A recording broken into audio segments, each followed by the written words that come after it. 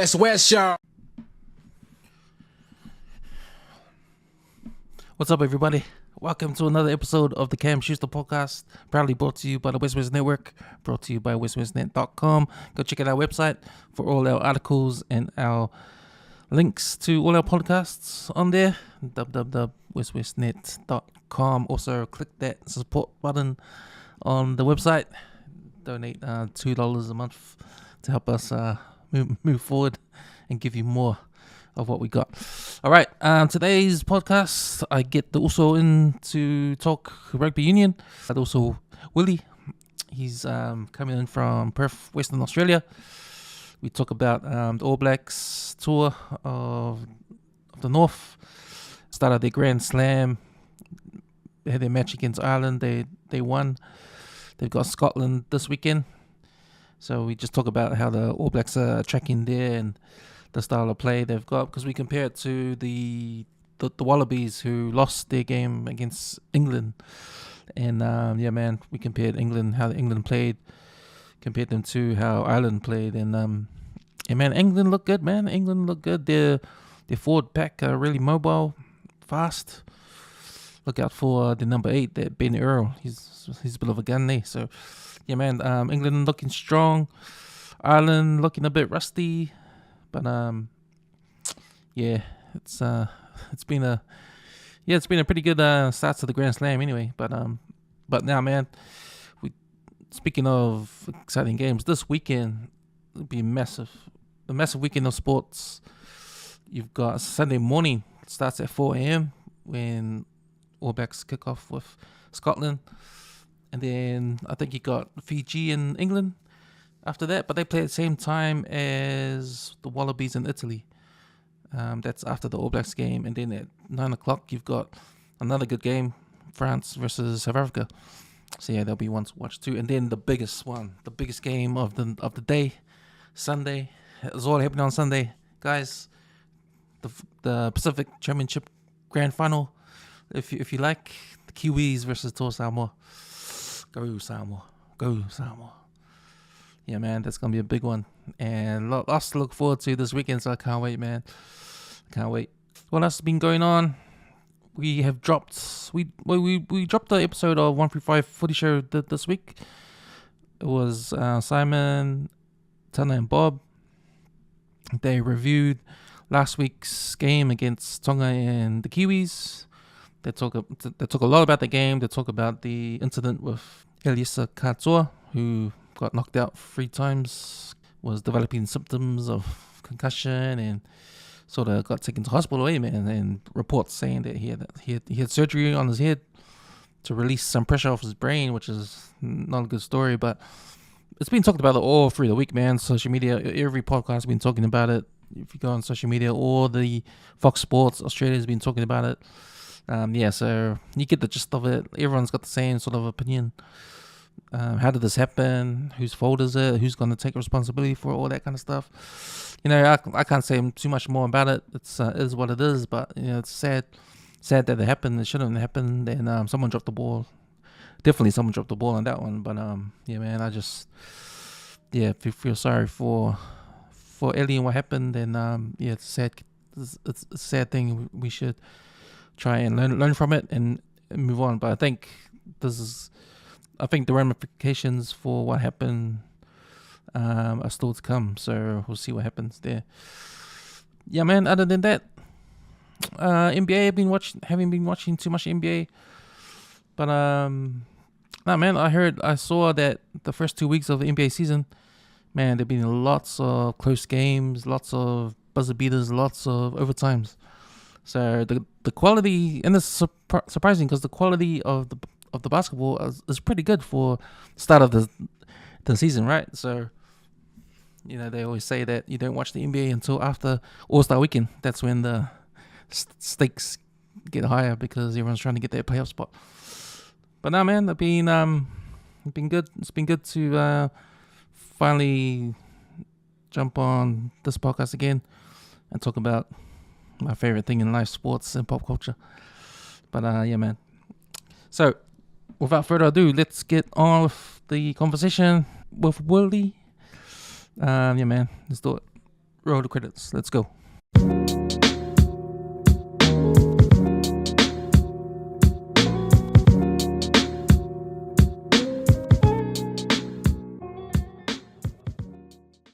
Okay, and I'm back with also Willie coming in all the way from Perth, Western Australia. What's up, my man? Up was all. Nothing much, man. Just plodding along with work and family. How's things with you? Still the same, man. Still the same. Work, family, and sports, man.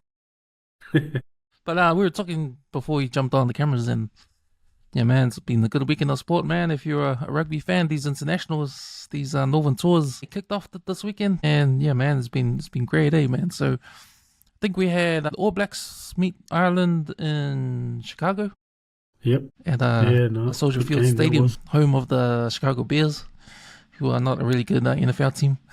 They've been haven't been anywhere at all in the last, I don't know, for so long.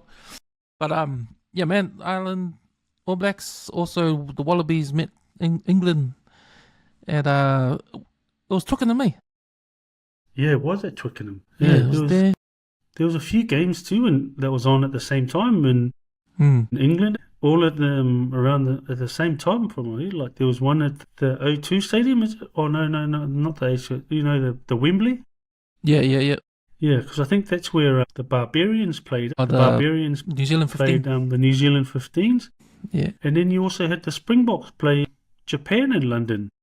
Oh, did they? Oh, did they play in Japan? Oh. No. I thought it was in Japan as well, but it wasn't. From what just listening to a couple of podcast shows on the morning and on my way into work this morning and yesterday morning, and that's what they were talking about. Like there were 3 games in London at the same time. It was the English Australia, then the box in South Africa, box in Japan, and then the Barbarians. And I think that Barbarians game would have been a good game in front before the Wallabies and in England, that would have got a really good crowd. But yeah, no, it was strange to hear that though. Three probably important games. Yeah, well, on the must same be great day. if you're based in London, You can pick and choose which game you want to go see. Yeah, that's true, that, man. Harder. Yeah.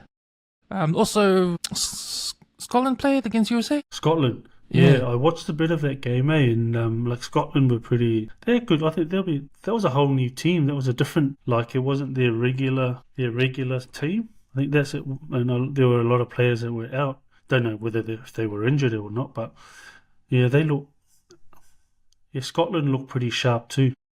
80.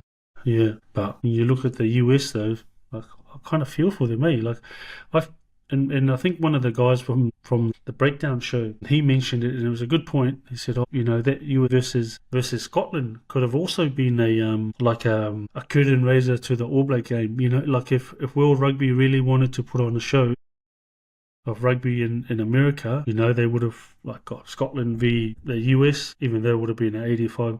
But he still would have got the crowd, and then that would have been a build up to the Ireland and the All Blacks game. Yeah, that's right. Because I only mentioned Scotland because they're going to meet the All Blacks this weekend. Yeah. Yeah. It's going to be a good game. It's going to be a good game. Scotland over the years, man, this is probably the best we've ever seen them, The last World Cup until now. Scotland has been easy beats like before in the old days. But now they're a real serious team now. So was Ireland, bro, until they went to Chicago. Yeah, man. I didn't catch the Scotland USA game. I didn't catch the South African game. I watched 2 games in the weekend, the Wallabies in England, and then I watched the All Blacks against Ireland. But we'll start with the All Blacks Ireland game. So yeah, like we said, there was like a rematch. It tells it as a rematch because the last time All Blacks and Ireland met at Soldier Field Stadium, surprisingly to all New Zealanders, All Blacks lost that game to Ireland. Yeah. So this was sort of the backup or the background for this game was a revenge game for the All Blacks. And yeah, well, that was what the build-up was. And then look, I heard a lot of commentary that saying that it really wasn't like the build-up because they got that guy that was sin-binned and then yellow carded in the first 5 or 10 minutes of the game, and then just got red carded, so that sort of killed the momentum a bit for that.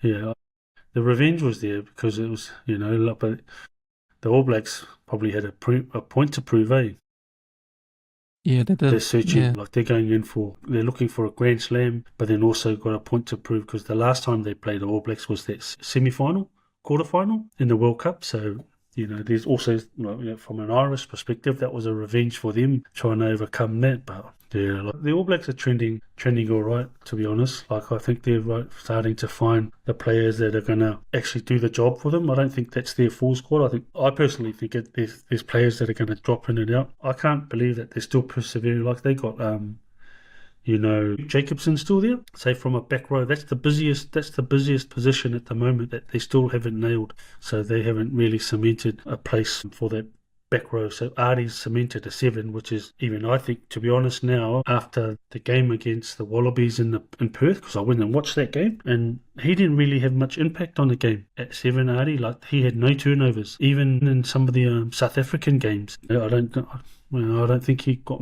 many, or any, in that South African games because they would have. I know Joe Schmidt would have targeted the breakdown, and that's just the type of coach that Joe Schmidt is. But like on the other hand, like that guy Fraser McWright, he had about 3 or 4 turnovers against the All Blacks in Perth. Yeah, all in the second half. Yeah, man. No, I'm talking. Yeah, Frenchman right when he played England, he had about a bunch of turnovers in the second half and the first 20 minutes. 100%. Yeah, and that was a difference. Like, he's got a really good eye on, in that when to go in and when not to. So he's got really good timing, man. Like it's same for the All Blacks, and even in the, he only had a couple, but I think he had a really good couple. There was one where Artie, I think it was James Lowe, took the ball in, and then 2 tacklers with Artie coming around, and then just quickly onto the ball. So really got some really good turnovers in that game. But yeah, I was surprised with all the other games building up to the Irish game. Like the turnovers weren't as many as he was in probably 2023. Like he was just turnover king at that time. But I guess it's probably just maturity and getting older, and just let the younger guys get in there. I think with Fraser McWright, he's just one of many Wallabies in the past who have been, man, just kings of stealing the ball, in the breakdown, Yeah. It is, man. Pocock back in those days, Yeah. like that guy. Yeah, 100% also. Yeah, man, and that's where you look at that's the type of player that he is, because he can pretty much sort of low to the ground, and pretty strong once he's over the ball.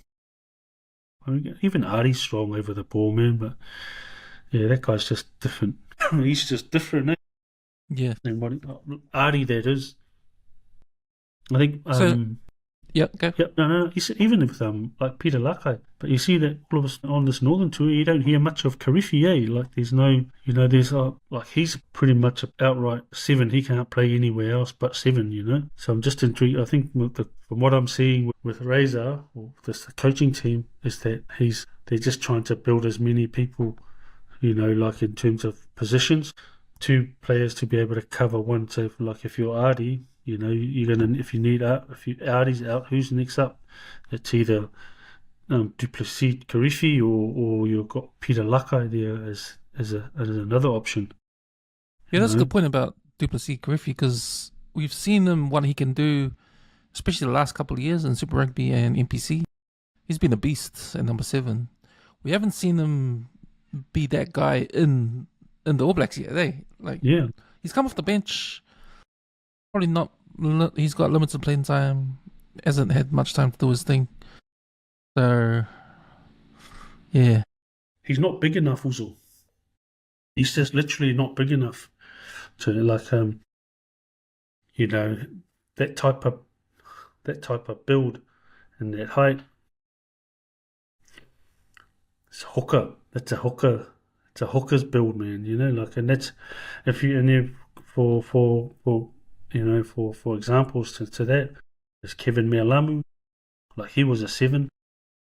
He was a 7 coming through his junior grade, and then it wasn't until I think one of his coaches, Snooks, through the Auckland grades, told him to further your career, like hookers, you're the better position because you're low to the ground, center of gravity is pretty good, and he can still be that ball player guy, but just play in the front row. Mahonri Swalga was another one. Played all his school rugby and bit of a club rugby at number 8 and stuff like that. But then at the next level, it was no. If he was to go further, it was going to be in the front row. Which you take those advices, and then that's where the rest is history, really.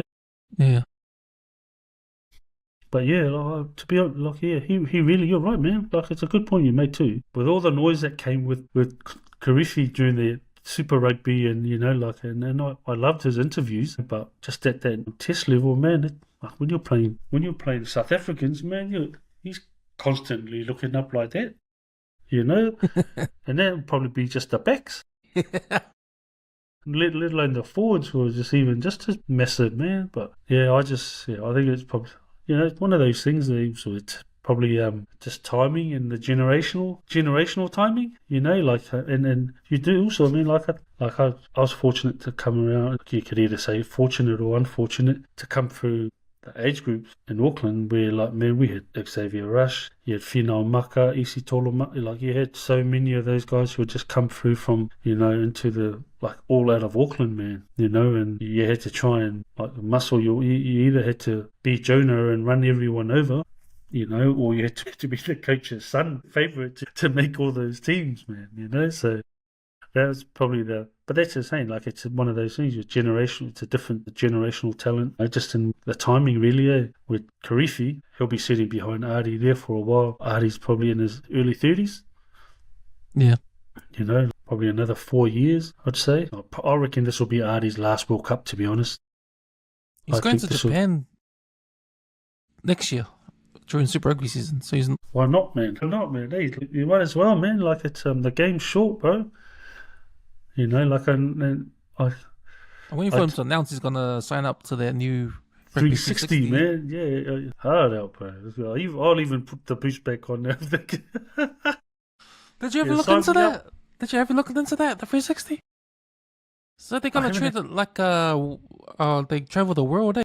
Yeah, it's like how the Sevens do their But and I was listening. I think I don't know whether it was Jeff Wilson or someone made a good point on the show, on that breakdown show, was that like it's like anything. So as long as they get all the safety and the player welfare and all of that, World Rugby nobody can't stop them from doing that, because it's a new tournament and it's not sanctioned. It's not sanctioned by the World Rugby. Yeah, cool. It's kind of like when one day cricket, like the 50 over game, like that's what I reference it. That's what I reference it to, because it's people are saying that it's going to ruin the game, man. Like 50 game, the one day cricket now, like that's they've gone from that now to the Big Bash. Yeah. Like it's just another it's a different format. I think that I haven't done any research into it, but from what I'm hearing, they've got some they got some solid backing behind it. Yeah, it's money, and if you've got more money than World Rugby, why not? And then buy the players. When the Arabs and the sheiks are wanting to buy a horse and then put it on the paddock, you ask them how many horses you want, man. Yeah, exactly.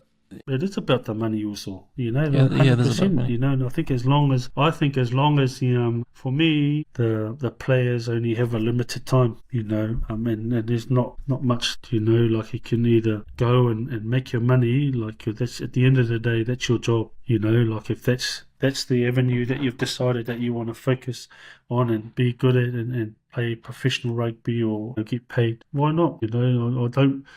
I don't blame any. You can go back as far as like Sonny Bill leaving the Bulldogs to, man, like he could see, and another example is you go back to Rupeni Theodore Booker. He was when they were selling the Blues game, whose face was on the posters, but he didn't get any of that. He was apparent from what I've heard, he was the lowest paid in the Blues. So why wouldn't you? If somebody came and offered me $2 million a year, say $1 million a year, and you were making 50 to 60K a year for 6 months at the Blues, man, that's a no-brainer, man. Yeah, it's a no-brainer. Yeah. So and you wonder why. That's why.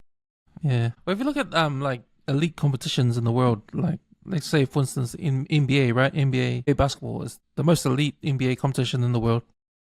It's definitely the highest paid. You can't get paid that much money anywhere else.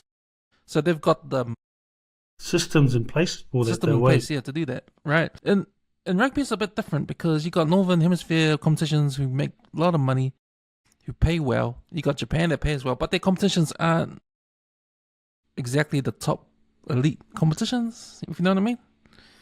Like Super Rugby is high level. Super Rugby is high level, but the pay is shit. Yeah. Compared. Well, it's currency really. It's the currency rate when you look at it. But like the Super 14, the top 14, sorry, and that's the best you can see. And then you look at the South African teams that go over. That's why they're so good at the moment, because they got their Super Rugby teams or their provincial teams play in their URC comp. So they're playing, and that's what it is. France have the top 14, and they've got, each club has at least probably 10 international top tier international players amongst their team, their ranks. So when you put it into perspective about who's gaining the most out of it, it's the clubs and it's the French competition, because they got all the best players from the Springboks, best players from the All Blacks, be it that or the Aussies or the UK or Scotland. So you've got all of these top internationals playing in a domestic comp. And I remember this. I was one of those guys that said, "Oh well, it's depleting it's diluting their local players, really, And I thought that was my argument. And say, yeah, man, I think it's shit having, but really, it's really like each club that has those. Say you look at say La Rochelle. You look at La Rochelle, one of the top teams in France, and they got some of the best players, international players. But what's really is happening is more so. It's not the current crop of players, it's the ones beneath them. Their B team, their Colts pathway, because they're all local players. So those local players, when they're playing in that team, but they're getting the same coaching, and then they get to see how those international players, how they train and how they do things, and how they do just the small things that they pick up and they learn. Then when I started learning that, I'll say, understanding now, I'll say, yeah, it's true, because then that's strengthening the French rugby in the next generation. It may not happen, it may not be straight away, it'll probably be another 8 years' time, and you'll see those under 20 players, and you've seen it in the current crop of French players now. Like the French under 20s have won the World under 20s for, I think, 2 years in a row, or 3 years.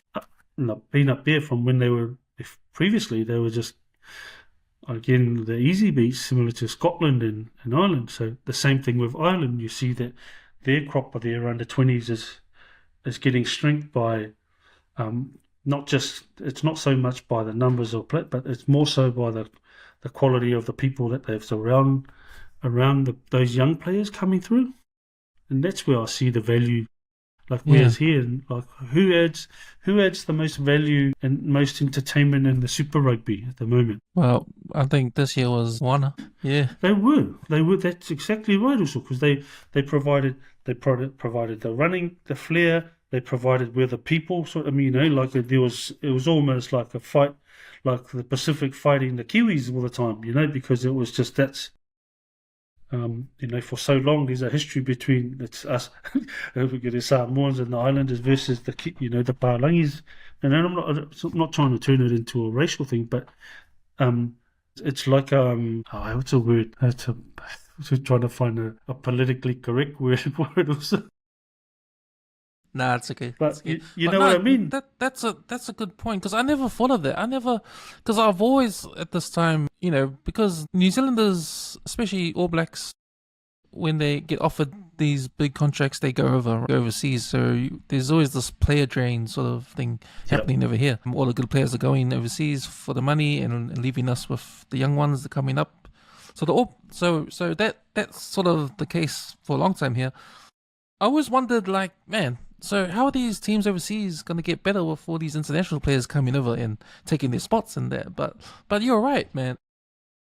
It's the level under. So I'm thinking about like how NRL works. Like NRL, you got the first grade, then you got under that, you got the New South Wales Cup, Queensland, you got the And then you Queensland got Cup. the under but that- 20s. yeah, but those teams, they're still the Broncos, they're still the Warriors, Yes. but they're in those the second tier The competitions. Yeah, so they got their And they own swap and change. If competitions. there's injuries up top, they go up. But they're all training together. They're all getting experience together. It helps, eh? It helps. So It does, man. Like, and that's what those teams. That's what the top 14 has really done really well. I think, like, because they're only allowed to play a certain amount of foreigner players on each game. Your club might have like 10 foreigners, but you're only allowed to play 3 or 4 of them per game. So what are you going to do with them? As a rugby director or the owner, you want to be able to get those guys to go down and do some coaching, and it's about feeding that information back down to the next crop of players that's inside your rugby stock, so that when they leave, the 20 whoever there is on 20s, they might be the ones that replace that player that's about to move on. So that's their pathway, and that's when I looked a bit deeper into that, I thought, yeah, this makes sense, because it really does. Like New Zealand rugby don't do that really well. New Zealand rugby don't really do that really well because for so long there was never been the drawer. There's never been a Moana Pacifica, and now all of a sudden you got this team, and I still think Moana Pacifica still isn't there in terms of like it's a Pacifica team through and through. Like if it was that, they should go, well, why don't you bring in Theo McFarlane, like if you want to really get somebody that's going to lead the Pacifica teams, bring in Theo McFarlane, like he's done his 5 or 6 years in the UK. He understands and knows how the European teams play, because that's the other difference at why South Africa are where they are, because the players in their say super teams or super rugby teams, they're playing against those European players week in and week out, and all of them, they're all international players. It's not like you're playing just like here in the Super Rugby. It's not like say Otago has got more, or just NPC players from around the country. Whereas you go over to Europe and you play there, and let's say that there's the URC comp between Ireland, Scotland, and South Africa. And honest, man, and like all the players that are in those club teams, they're all internationals or former internationals, current internationals or former internationals. It could be from Georgia, it could be from France, it could be from South Africa. There's so many that have played at that test rugby level that we lack here in Australia and New Zealand. And that's the difference why you see South Africa. They're on a different. Well, I hate to say it, man, but they are like that. They're really on a different level at the moment, man. Because when you can turn around getting beat at Eden Park and turn around and smoke the All Blacks by 50 points down within a week, you tend to question whether was that just a fluke win at Eden Park, man, by the All Blacks. yeah. And that's how I looked at it. I said, man, this. But it also showed, it told Rassie and his coaching group that, hey, maybe these young guys are ready to come. But I love the fact that, he can, one week you can have Pollard, and then the next week it's that, what's his name? There's Zombulu guy, the black South African kid that plays 10. He's awesome. But, and then if it's not him, there's about 3 10s that can all start they would be starting 10s anywhere in any country, Because wasn't the Barbarians pretty much South African team? Like the second string? That's exactly right, man. That to me, that was pretty much like the South African team, the second string South African team. Yeah. But you're right. The thing with Rassie, like the last couple of years, he's been really innovative with his coaching, with the new things he's brought to the bomb squad thing. That was like big, because that won them games. That won them the World Cup, actually. And it's been doing well for them. And then he introduced that line out in the middle of the field. Yeah. I still don't get that one. I still don't get what it does. That's just creating a maul. It's just creating a maul, because when you do a line out and when you pass the ball like that, and to be able to get those 4 forwards in, nobody can touch until he's come back down. So you can't really sack and attack the lifters. And that's because they're trying to do it, and that's how I look at it. what I really like about what Rassie's done, which is why I question, even with Holland leaving for the All Blacks, right? So Rassie has coaches that don't say yes, Rassie, yes. He got coaches that don't say yes, yes, yes, yes, yes. They're not yes men. They challenge Rassie as well. Like it's not and that's what I love about what he's done. He's got Tony Brown in there just to come in and change the way how they attack. And it's like that Wellington game was Tony Brown all over, man. That was just the way they delivered they moved the ball around. It was smooth, man. And then you've got that guy, the Irish guy that's their defensive coach. He went to England and then he goes, nah, stuff this. Different system, and that's just I think the true value of what Rassie does, and I like it because I agree with how it's not about getting guys that's going to agree on what you think and how should be like, because you and I both we love the game of rugby, but we see it differently. There's things that you see that I don't see, and vice versa. And that's what I think Rassie's put together, where he's got guys there that see the game from a different lens, and then it's his job to be able to understand what they're seeing, and then make the team. He's not coaching the players; he's coaching the coaches. That's what Rassie's doing. He's just brought in a team of coaches and say, all right, let's mold these. So he's molded those coaches and made sure that they all have their responsibilities and accountable for their roles, but it's his job to face the music. So and that's what I love. And I think that's also is what Razor is trying to build. He's trying to build it, but like he's with when he had Liam McDonald leaving, everybody when he formed that team, everybody thought that was the ultimate coaching team. Liam McDonald didn't even last a year, let alone 6 months, I think. Yeah, nah, he took off. He's off Western Force now, eh? No, he was with them. He was just here on a consultancy role. I think he's overseas somewhere. But yeah, so like him, and then Jason Holland leaving. Then it just goes to questions. What's it really like? Too many. People say too many voices. It's not about too many voices. It's just about what the message is. Or how you manage those voices. Yeah, exactly. If you're the head coach, you have to oversee all the other coaches, and you got to get on the same page, so you can. Yeah. No, it's like you run a business. Like if you're not across the product that you're selling, and the customer's only getting bits and pieces of what you're selling, then the rest of your marketing team isn't really doing a good job. And then you start looking elsewhere from a coaching, man. And that's where I think Rassie has it over. What's his name, Razor, just because he's how he's built his team. Like coach. I with my, and I'll refer back to my work. I just, as an example, like I had a really diverse group of guys working for me, part of my team. Like I had a guy who was from Portugal, and he loved to he loved to talk, and he loved to cook barbecues. He was that guy that always did the barbecues for when we were working away. There's always going to be the joker in the team. Yeah, you look at those guys and see what their strengths are, and I built a team around that, which was good. And that's what you see. That's what I see with Rassie. Again, a team for me where the All Blacks are not really there yet. You look at the 2015 and 2011 team.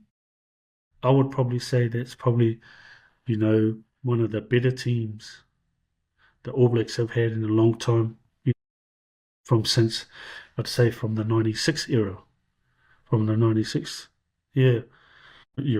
Everybody in that team, they played they knew what their role was. That was the difference. And then you could even go back to probably when, like, say, when Fitzpatrick and Michael Jones were playing as an open side. Everybody in that team knew what their role was. Like they never really, like, if you were a tight five, you knew that your role was to clean out the rucks, smash the ball up. That's it. You weren't looking for tries.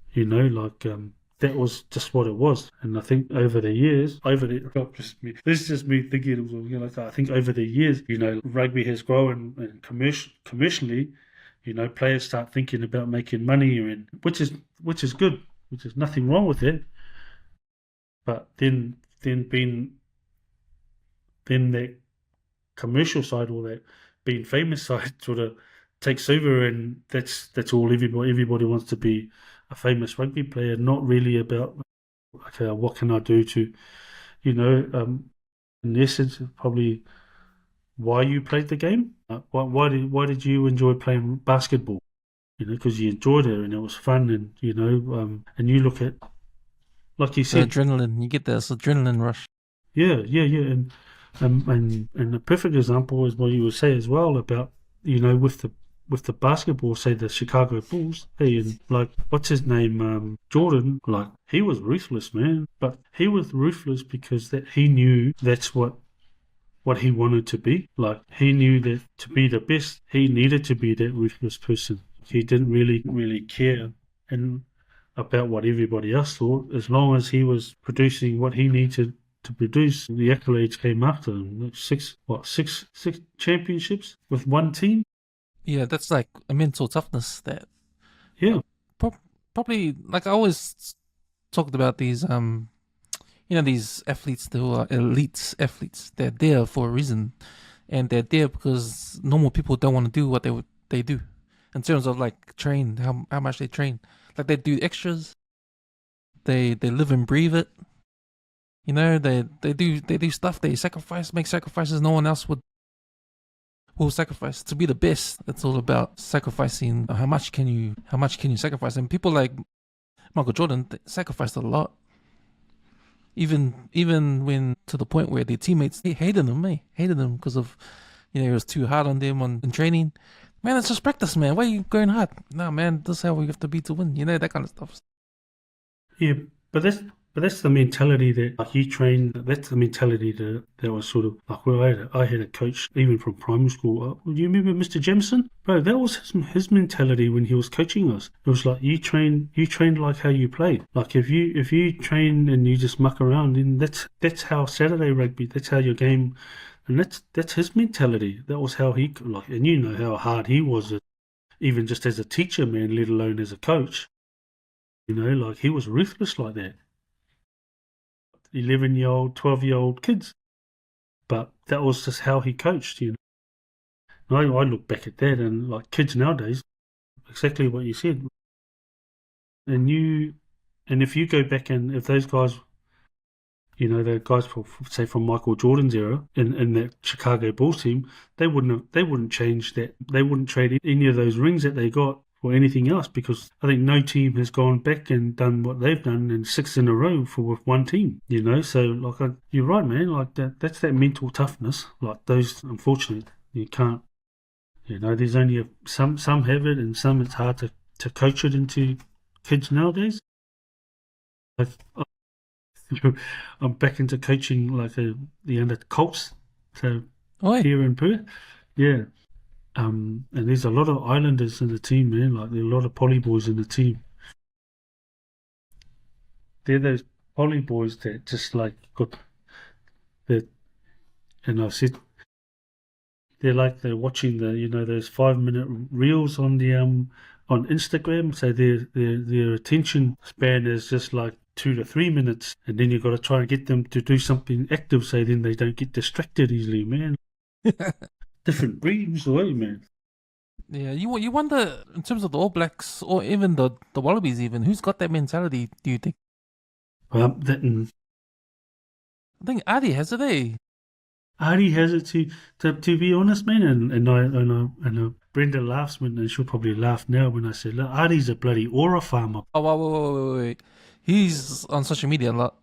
Maybe he's too much social media, not enough training on the field, man.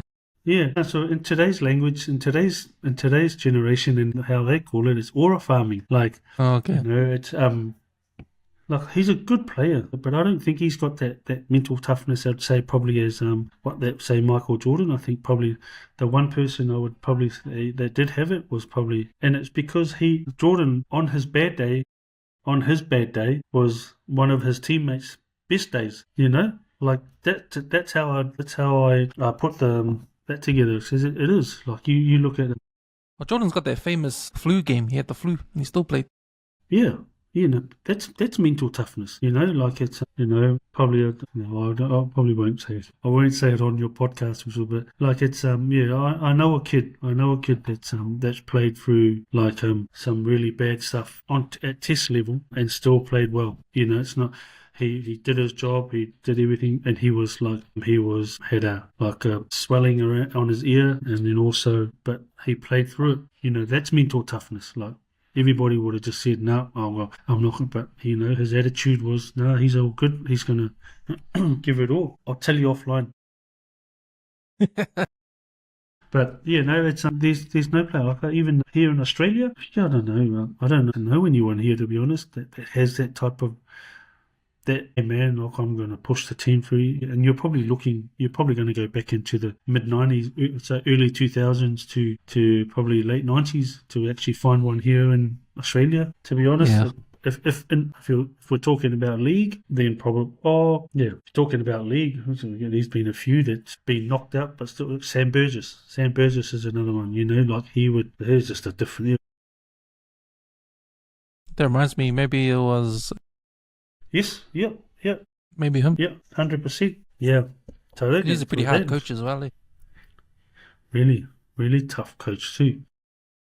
But that's just that's just one of those things. It's that upbringing that a lot of them come up with it, and then you see how there's different ways.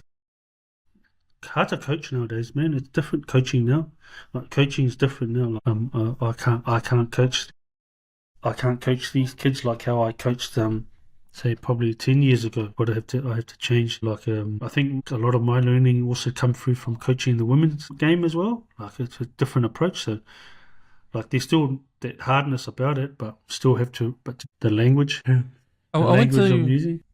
I came to work on Monday, and half the guys at my work, they're All Blacks fans, hard out.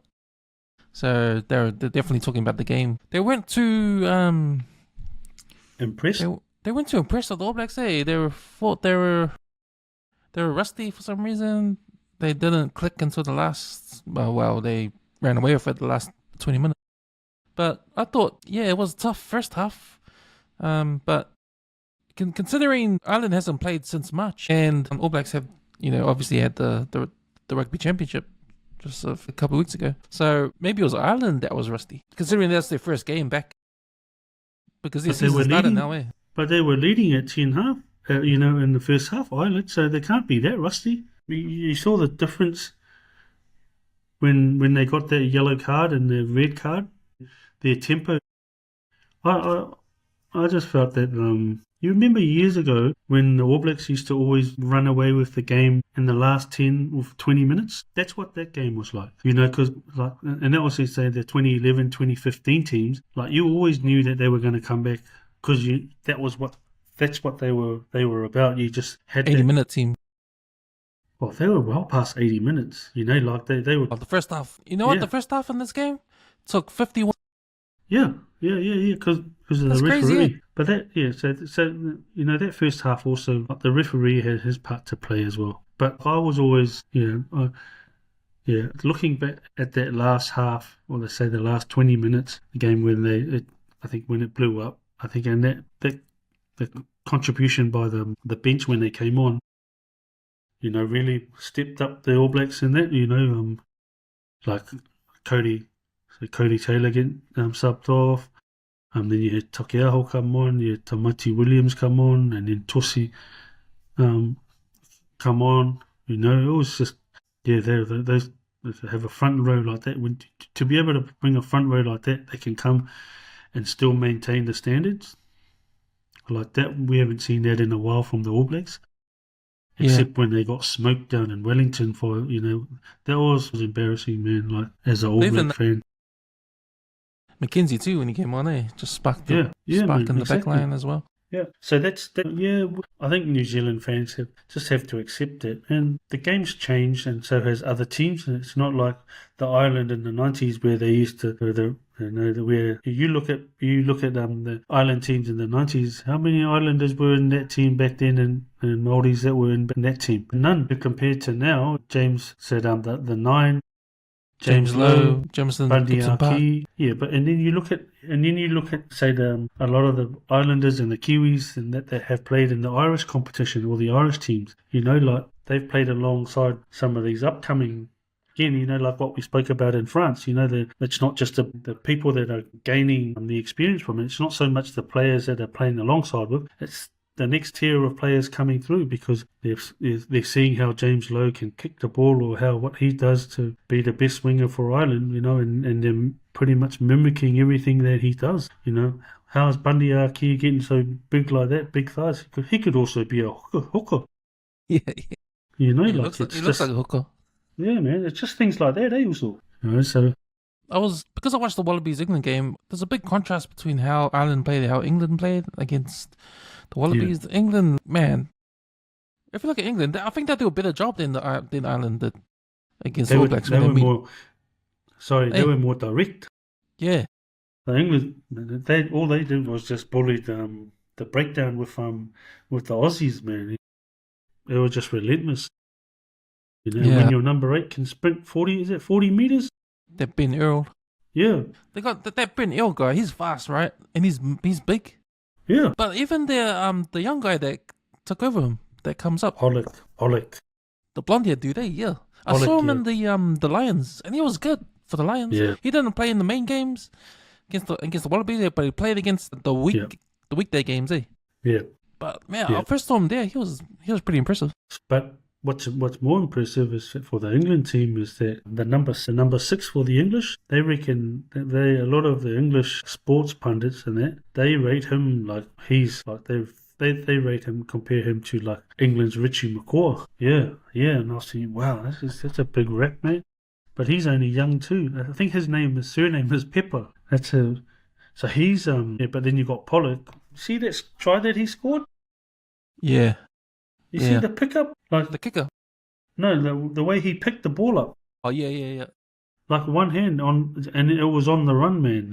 Like that's not something you do. Like that's things that you practice. That's again for the club that he plays for. He plays for Northampton. Now, if you look at the Northampton club over the years, the amount of All Blacks that have come through there, and while they were there, he would have been that young kid, coming through, just looking at and admiring these All Black players, and then they had Wayne Smith was there as a coach, so all of that, and you look at the skills of how that player of how Pollock plays, and that stuff learned over the years, and just picking and looking at with former players that been at and I'm not saying that that's what all of them was just the All Blacks and New Zealand players, but there's a lot of Polynesian players with the flair that they played with, in that club.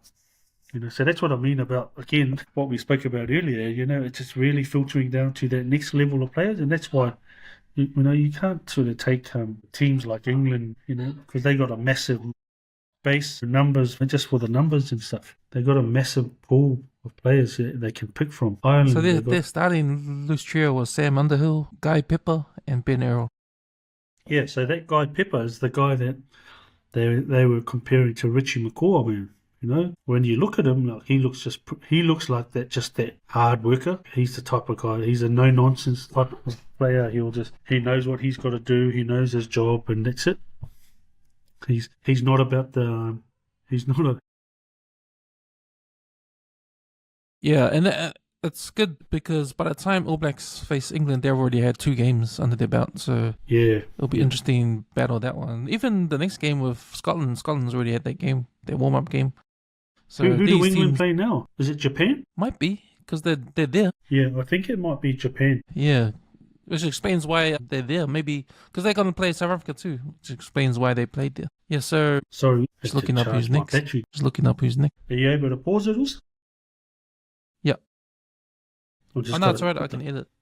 Oh yeah, I just got to charge. Put the battery England, Fiji. England and Fiji. Yeah. Well, there you go. England, Fiji next. Japan, Ireland. So this weekend is New Zealand, Scotland, Ireland, Japan, England, Fiji, Australia, Italy, France, South Africa. And then it's the Men's World Rugby Cup qualifying to 2025. Samoa, Brazil. And that's another thing, eh? The Men's World Rugby Cup qualifying. So Samoa's got a strong team now. All their NBC players are released and they've come over to join Samoa.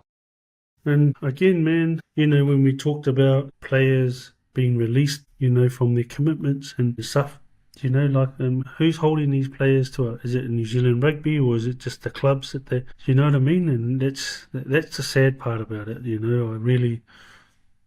really, they say it's for the November windows and test matches and stuff and that, let these players go represent their countries. Let them go, come back. You're always going to have, I could go on about it, man. You look at soccer, the soccer teams, they do it, I know the money scale is different. Yeah, but I think what FIFA does is actually tell the clubs, nah, you got to let them, you have to release them. Exactly. You have to, you can't. The governing body is actually saying, hey man, you've got to release these players.